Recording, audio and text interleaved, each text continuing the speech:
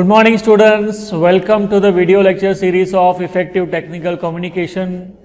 We have started chapter number 1 and we have completed 2 topics till now, which was the first topic. First of all, we studied about what is communication, what is the basic fundamental of communication. We also studied about the communication process with the help of communication block diagram. Okay, then after we studied about the different levels of communication. So basically there are 5 types of levels of communication. The names are extrapersonal, intrapersonal, interpersonal, organizational and mass communication.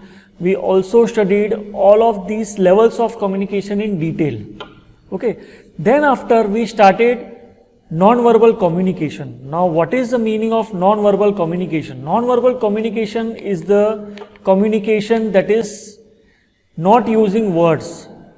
In communication, if we are not using words, but instead of words, if we are using symbols, if we are using signs, then that type of communication is known as non-verbal communication. Then we studied the elements of non-verbal communication. So basically there are 4 types of elements of non-verbal communication. The first one is kinesics.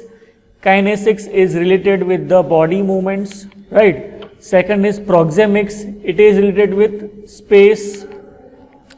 Third is paralinguistic, it is related with the voice, and the fourth one is chronemics, and chronemics is related with time. Okay, so these all are the different elements of non-verbal communication. Let us study all of these in detail one by one. Okay, first one is kinesics. See, as you can see in the image, kinesics is totally related with the body language. Okay, the physical movements, the body language, each and everything related with our body while you are communicating will reflect your personality, right? So it's again divided in 5 different parts. Which are that parts? The first one is personal appearance, second one is posture, third is gesture, fourth is facial expression, and the fifth one is eye contact. So these all things are related with the body movements and we will study all of them in detail.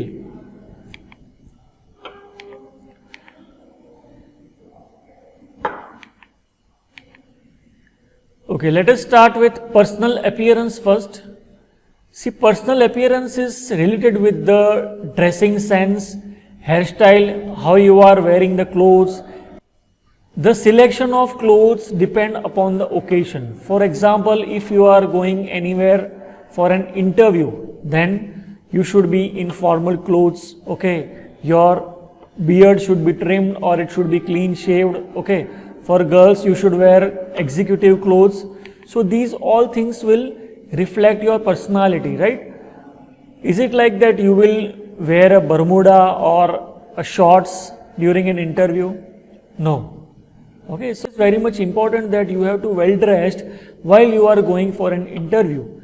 Okay, it will reflect your personality, and if you will look confident, then you will be easily getting a good job or a good deal.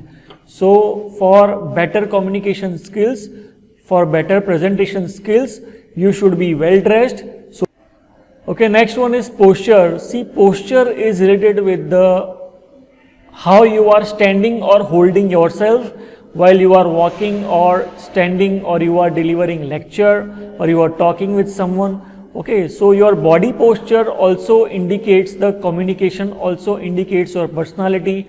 It will reflect your personality. If you are standing straight, then you will look more confident. If your shoulders are fallen, right, so it will show lack of interest or lack of confidence. So again, your body posture will also play an important role while you are communicating with someone, right? Next is gesture. Okay, what is gesture? Gesture is related with your hand movements. Okay, gesture is related with your hand movements, like hand movements, then head movements, then face. See, as we have already studied, while you are talking, if you are using more of your hands, if your hands are used more, then it will look more confident. So using proper gestures while communicating will again show a higher confidence while you are speaking with someone. Okay. There are many hand gestures, and with the help of hand gestures we can also explain the another person that what we are trying to say. Okay, for example, if I am going in an hospital and someone is showing like this, so what is the meaning of this? This means you have to keep silence. Okay, while you are playing a cricket match and the audience is doing, so what does it indicate? Well done, good luck.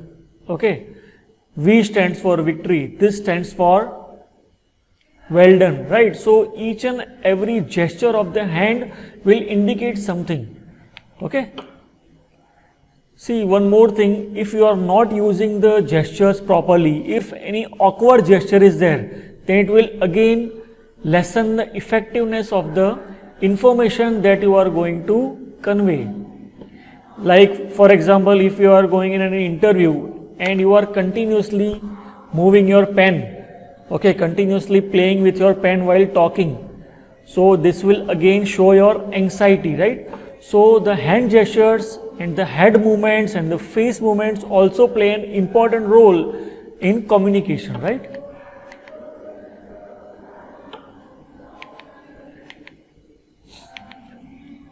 Okay, next is facial expression. It has been said that face is the most expressive part of the body. See, if you are not speaking anything, but by listening something or by reading something, your expression have changed, your face expression changes, right? So that will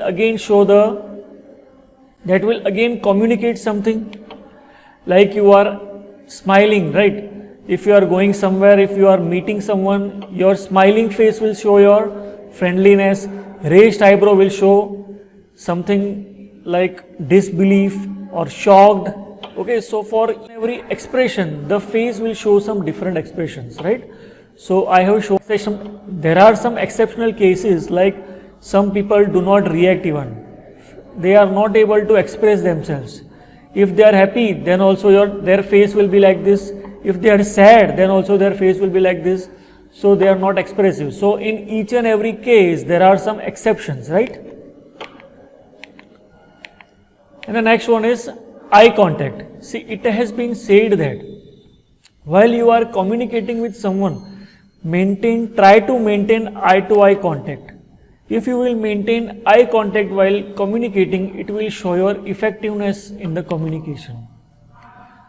Like for example, eye contacts are also of different types. For example, I am delivering a lecture.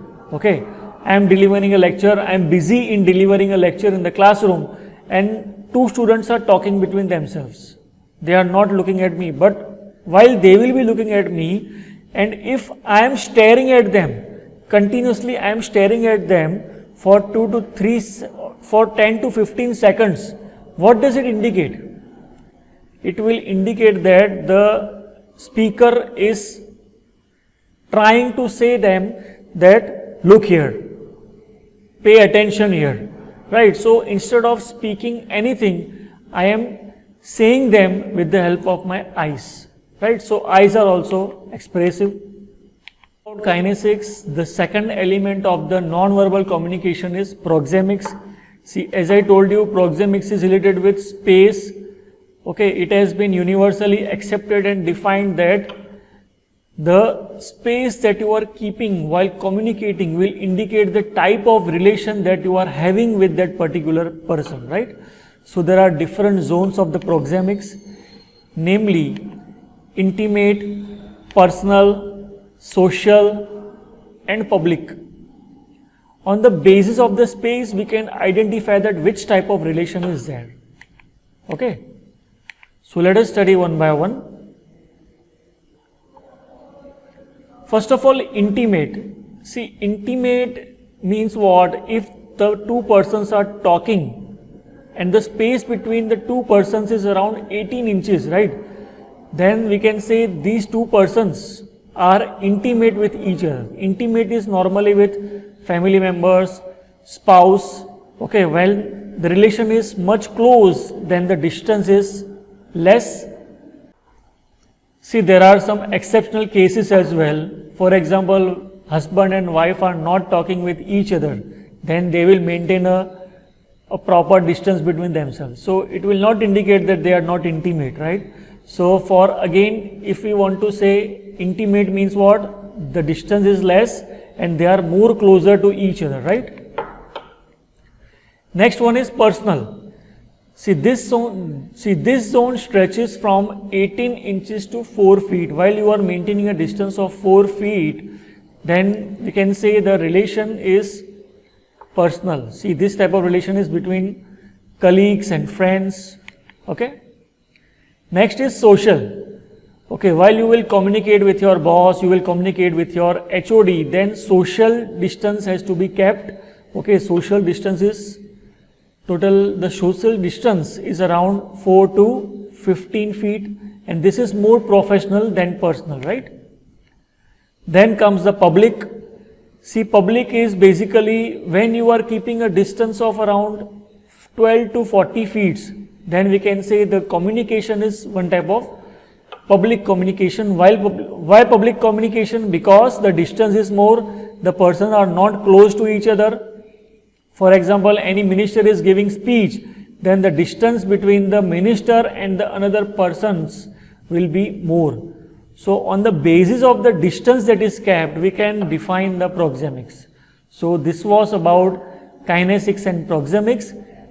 In the next lecture, we are going to study the paralinguistic and chronemics in detail. Till then, have a good day. Bye-bye.